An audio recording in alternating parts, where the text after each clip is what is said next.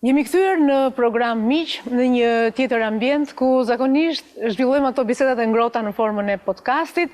Unë kam sot kënaqësinë të kem të ftuar një mjek obstetër ginekolog, zonja e zotrinj, për gjithë ju që e njihni dhe që ju ka lidhur puna shpesh me të, por edhe për ju të tjerët që me siguri do të kaloni në kujdesin dhe në duart e tij, kam kënaqësinë Zoti Rostem Celami.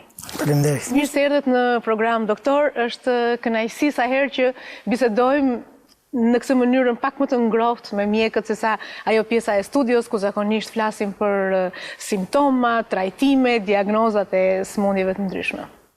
Faleminderit për ftesën. Fatikisht ky është një emision i dedikuar për shëndetësinë dhe ju përgëzoj dhe besoj që e keni edhe nga shikueshmëria apo nga njerëzit që shohin dhe vlerësojnë si emision, kështu që edhe unë e quaj privilegj që jam pjesë e këtij emisioni. Shumë faleminderit për fjalët e mira. E nisëm bukur, ngrohtë që në fillim bisedën, kështu që të premtoj do jetë e tillë deri në fund. Faleminderit. Mjekësia ishte një zgjedhje, një dëshirë e prindërve, një ëndër e shumë fëmijëve që kur i pyet kur janë të vegjël çfarë do bëhesh, thonë do bëhem mjek. Patjetër që ka një historik brenda profesionit që zgjedh fëmia, kështu që edhe unë kam diçka në lidhje me këtë. Përveç mama ime ka mbaruar një shkollë të hershme atëherë, pra ka qenë në ato kurset që ishin për infirmieri dhe pra ishte pjesë e një shkollimi që fatikisht nuk arriti dot ta praktikoj sepse duke qenë se u bën nënë e shumë fëmijëve, kështu që ja përkushtoi kohën më së shumti arritjes së fëmijëve, kështu që dhe kjo ishte një nga motivimet që unë e kisha qysh fëmijë, sepse do pra në shtëpinë tonë bëheshin injeksionet dhe pra si thush për lagjen apo për njerëzit e njohur. Por, normalisht, unë mbarova, që thuash, shkollën e mesme në 92-shin, pra ishte fillimi viteve 90, dhe atëherë shkolla e lartë ishte me konkurs, pra që konkuroje në degë caktuara, kështu që konkurova në disa degë dhe përfundimisht përfundova që fitova mjekësinë, ju i dikë disa degë. Dhe zgjodhët mjekësinë. Nuk mund të rezistoj të ndimit për të shkuar në mjekësi. Mjekësia është degë e ekselentëve, doktor? Ose të paktën këto kohët e fundit? Vazhdon fatikisht që të jetë mjekësia është një nga degët fatikisht më të preferuara që dhe sot vazhdon të jetë trendi në Shqipëri, prej vërtetës.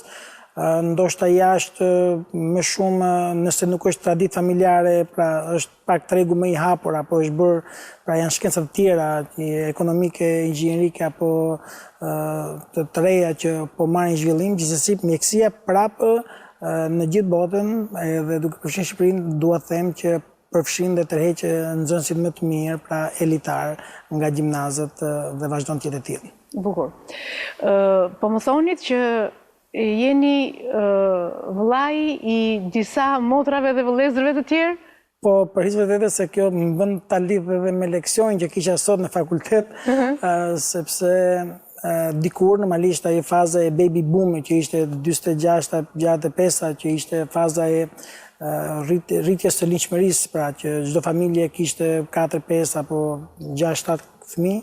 Edhe unë vi nga një familje madhe, vi nga një familje që jemi 8 fëmijë, pra jemi 5 motra dhe 3 vëllezër. I sa ti fëmijë je, doktor? Unë jam i parafundit, jam i 7, dhe pas meje kam dhe i motër që 2 vjet pas meje, kështu që kemi qenë në një diferencë moshe çdo 2 vjet, pra dhe kemi një diferencë moshe pra çdo 2 vjet me njëri tjetrin.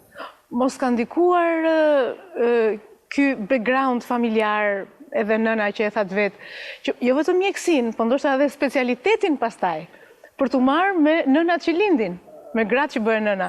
Edhe kjo mund të ketë një lidhje. Mund të ketë ndikuar edhe pa vetdije. Gjithsesi, duhet kuptojmë që fatikisht unë e quaj veten privilegjuar që jam rritur në një familje të madhe, dhe fatikisht sot besoj shoqërisë i mungojnë, si thuash, mbledhjet e njerëzve, familjarëve apo familjes madhe për të mbledhur, dhe shpesh ndodh vetëm në rastin e eventeve, Kështu që ne kishim event pothuajse ditor, pra mëngjes drek darkë, pra ishim një familje goxha e madhe, pra me dy prindër bëheshim 10 veta. Imagjino kur do vinin dhe njerëz të tjerë, kushëri apo xhaxhallar dhe kushëri apo dhe miq që do vinin, dhe kështu që bëhej gjithmonë pra një familje e madhe.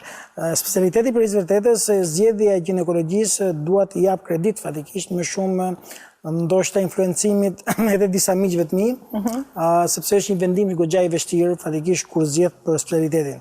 Kështu që për vërtetës pasi jenë në fakultet mjekësisë, mendon spari është kardiologjia që u pëlqen të gjithëve ose pjesës më të madhe, pastaj kalon ke kirurgjia dhe i merr specialitetet me radhë dhe mendon që secilin specialitet mund të bësh një prej tyre. Por për vërtetës do t'i jap kredit fatikisht një miku tim, doktor Anton Milo, që ai kishte vazhduar ginekologjinë përpara meje, por dhe disa kolegëve tjerë që ata influencuan, ndoshta si thuash në mënyrë definitive që unë të zgjidhja obstetrik ginekologji. Ka qenë e lehtë aq sa ose e vështirë aq sa ju menduat në fillim kur e zgjodhët këtë specialitet. Pra nga eksperienca sot.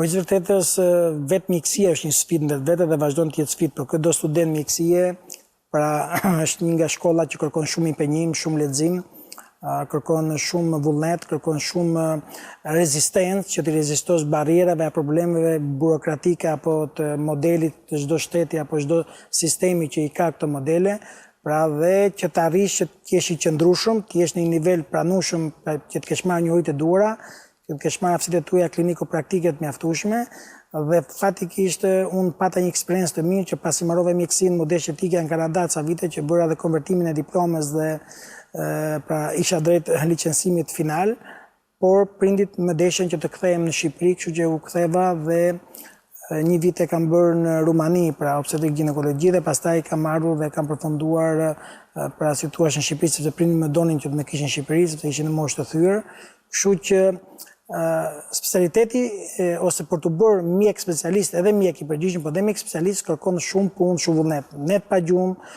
kërkon angazhim maksimal, sepse është koha që ti do të marrësh maksimalisht që të mundur, që ti jesh i përgatitur nesër për të dalë si profesionist i lirë dhe autonom, pra që tu i qëndrueshëm në atë që bën. Doktor, sa e rëndësishme është për një vajzë, për një grua të bëhet nën, të jetë nën? Unë do të quja ndoshta jo vetëm për femrën fatikisht, por për çiftin të rësi, kur merr një lajm që është një shazani, sepse fatikisht shazania duhet përjetuar në çift për vërtetës, dhe shpesh kjo nuk ndodh, por duhet përjetuar dhe është e nevojshme dhe është një lajm që si thua që je në qiellin e 7 apo qiellin e 9, pra je në atë. Por njëkohësisht duhet ta them dhe duhet të besoj të jetë diçka që shpresoj që në të ardhmen e afërt të ndryshoj, pra është një lajm sa emocionues, sa i gëzuar, por në vetvete ka dhe shumë dilema, sidomos në shazanin e parë, apo në shazanin e pa planifikuar. Pra shpesh femra apo çifti ndihen në një një presion, në një dilemë, për të lajmit të mirë. Përveç lajmit të mirë që e gëzon, pastaj vjen momenti dytë që është momenti i dilemave, i statusit ekonomik, i statusit shoqëror, i status profesional, dhe shpesh ne fatikisht duhet punojmë shumë sepse femrat apo çiftet kanë nevojë edhe për shërbime psikosociale, pra, sepse nuk duan vetëm thjesht atë diagnozën klinike nga mjeku, po kanë nevojë për një ndihmë për te, ose kanë nevojë për një asistencë për te asaj mjekësore.